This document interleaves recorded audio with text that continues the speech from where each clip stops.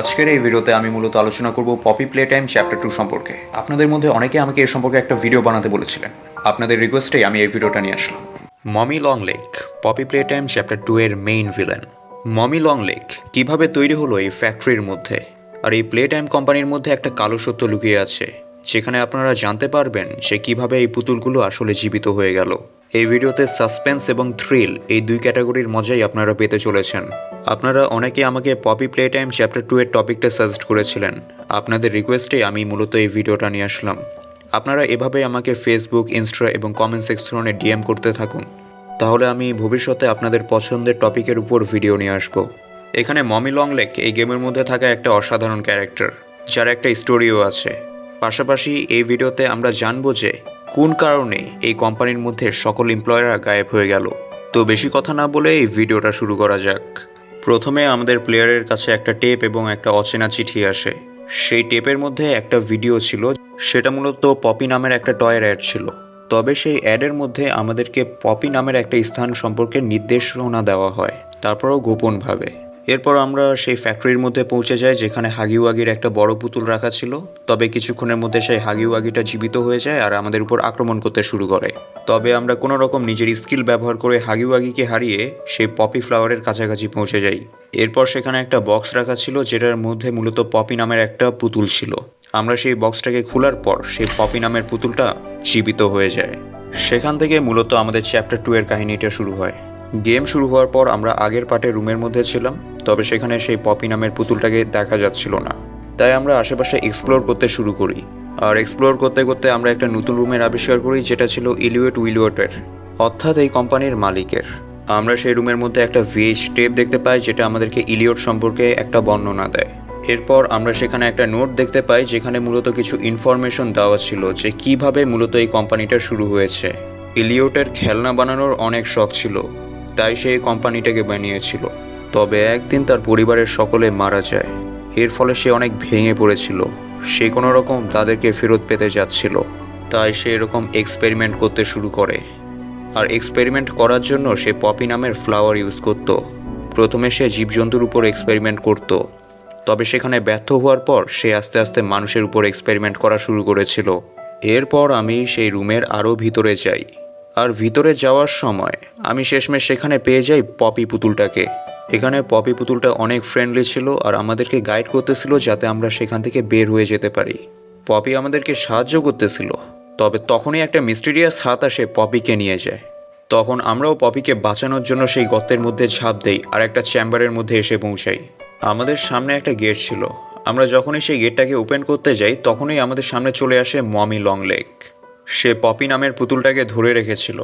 সে আমাদেরকে আরও বলে, তুমি যদি এখান থেকে বেঁচে ফিরতে চাও তাহলে তোমাকে আমার সাথে কিছু গেম খেলতে হবে। এরপর আমরা একটা গেম স্টেশনে চলে আসি, যেটাকে দেখে মনে হচ্ছিল যে এটা সম্পূর্ণ বাচ্চাদের জন্য বানানো হয়েছে। তবে এই গেম স্টেশনেরও একটা কাহিনী আছে, আমি এটা এখন এক্সপ্লেন করতেছি। এই প্লে টাইম কোম্পানির মধ্যে যে সকল এমপ্লয়াররা কাজ করত, তাদের কাজ চলাকালীন সময় তারা তাদের বাচ্চাগুলোকে এই প্লে স্টেশনে রাখত। এক কথায় এটা কিছুটা ডে কেয়ার সেন্টারের মতো ছিল। কিন্তু প্লে টাইম কোম্পানি তাদের ওয়ার্কার্সদের সুবিধার জন্য এই জায়গাটা বানায়নি। এটা মূলত একটা গোপন রিসার্চ সেন্টার ছিল, যেখানে ছোট বাচ্চাদের উপর এক্সপেরিমেন্ট করা হতো। এরপর আমরা সেখানে গেম খেলতে শুরু করি। প্রথমটা হলো কালার গেম, এরপরেরটা হলো স্পিডের গেম এবং লাস্ট গেমটা হলো দৌড়ানোর গেম। আমরা যদি এখানে কোনো একটা গেম হেরে যাই তাহলে আমাদেরকে এখানে মরতে হবে। আর গেম খেলতে খেলতে আমরা কোম্পানির অনেক সিক্রেট জানতে পারি। এখানে আমরা যতগুলা খেলনা পুতুল দেখতে পাই আর যতগুলো মেশিন দেখতে পাই, সেখানে প্রত্যেকেই একটা করে জীবিত মানুষ ছিল। আমরা যখন সবগুলা গেম উইন হই, তখন সেখানে মমি লেগ চলে আসে। সে অনেক রেগে যায় আর সে বলে যে তুমি চিটিং করেছো, আর আমি চিটারদেরকে একদমই পছন্দ করি না। তোমাকে আমার সাথে একটা লাস্ট গেম খেলতে হবে। আচ্ছা, তোমরা কি জানো যে মমি লং লেগ কেন আমাদেরকে এত ঘৃণা করে? এই অ্যান্সারটা এখনই দিচ্ছি। তার আগে তোমরা যদি আমাদেরকে এখনও ইনস্টা এবং ফেসবুক পেজে ফলো না করে থাকো, তাহলে এখনই করে ফেলতে পারো। লিঙ্ক নিচে ডিসক্রিপশনে থাকবে। মমি লং লেগ বাচ্চাদের সাথে খেলাধুলা করতে অনেক পছন্দ করত। তবে একদিন সেই কোম্পানির মধ্যে থেকে বাচ্চা এবং শ্রমিকরা গায়েব হয়ে যায়। মমি লং লেগকে একা ফেলে যাওয়ার কারণে মমি লং লেগ মূলত আমাদেরকে এত ঘৃণা করে। তখন মমি লং লেগ বলে, তোমাকে এখন আমাদের সাথে হাইড অ্যান্ড সিক খেলতে হবে। আমি কোনো রকম সেখান থেকে পালাতে থাকি। তবে মমি লং লেগ অনেক ফাস্ট আর পাওয়ারফুল ছিল। সেই পুতুলের কাছ থেকে বাঁচার জন্য সেই কোম্পানির চেম্বারের আরও ভিতরে আমরা যেতে থাকি। সেখানে আমরা অনেক পাজল সলভ করি, ফলে আরও একটা রুম ওপেন হয়। সেই রুমের মধ্যে একটা শেডার মেশিন ছিল। আমরা বুদ্ধি করে মমি লং লেগকে সেখানে আটকে দেই। যখন মমি লং লেগ সেখানে ট্র্যাপ হয়ে যায় তখন আমরা সেই মেশিনটাকে অন করে দেই। ফলে সেই মেশিনে চাপা পড়ে সেই পুতুলটা মরে যায়। তবে সে মরার আগে আমাদেরকে একটা কথা বলে যায়।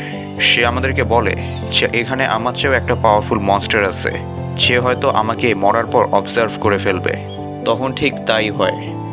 একটা রোবোটিক হাত নিচ থেকে আসে আর মমি লং লেগকে টেনে নিয়ে যায়।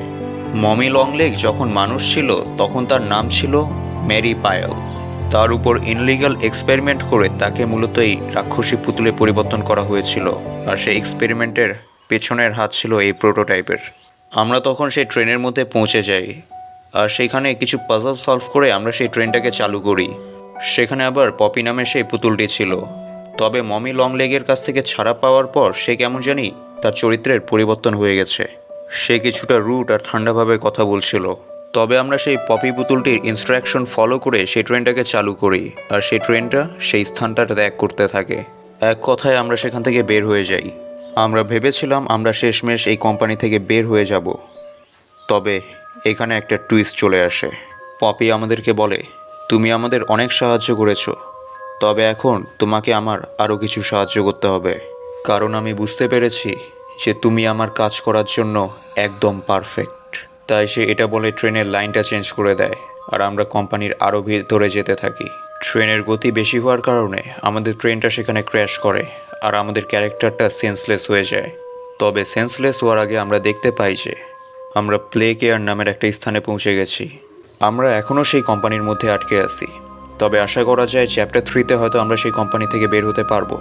আর নেক্সট চ্যাপ্টারে যদি আমরা সেই কোম্পানি থেকে না বের হতে পারি, তাহলে হয়তো আমরা আরও কিছু গোপন তথ্য এই কোম্পানির সম্পর্কে জানতে পারবো। সিরিয়াসলি এখানে পপি প্লে টাইম চ্যাপ্টার 2 এর কাহিনীটা অসাধারণ। আর তোমরা যদি এই গেমের গেম প্লেটা দেখতে, তাহলে তোমরা আরও মজা পেতে। এই গেমের গেম প্লে ভিডিও লিঙ্ক নিচে ডিসক্রিপশনে দেওয়া থাকবে, তোমরা চাইলে সেখান থেকে দেখে নিতে পারো। আশা করি আপনাদের এই ভিডিওটা অনেক ভালো লেগেছে। যদি এই ভিডিওটা ভালো লেগে থাকে তাহলে এই ভিডিওতে একটা লাইক, আর খুব ভালো লাগলে বন্ধুদের সাথে শেয়ার করতে একদমই ভুলবেন না। আজ যেমন আপনারা পপি প্লে টাইম চ্যাপ্টার 2 এর গল্পটা জানলেন, ঠিক একইভাবে আমরা চ্যাপ্টার 1-এরও গল্প বানিয়ে রেখেছি। আপনারা যদি না দেখে থাকেন তাহলে দেখে নিতে পারেন। অথবা আমরা মাইনক্রাফটের একটা মিস্টিরিয়াস ক্যারেক্টার মিমিসার এর উপরেও ভিডিও বানিয়ে রেখেছি। তার সাথে হিরো ব্রাইন, অ্যান্টিটি 606, হোগা লালা, কানস্লিভ এর উপরেও একটা পুরো প্লে লিস্ট আছে। আপনারা চাইলে সেটাও চেক করতে পারেন। আর কমেন্ট করে জানাতে ভুলবেন না যে আপনারা নেক্সট ভিডিওটা কোন টপিকের উপরে চান, কারণ আমি আপনার রিকোয়েস্ট রাখার সম্পূর্ণ চেষ্টা করি। তো ধন্যবাদ, দেখা হবে নেক্সট ভিডিওতে।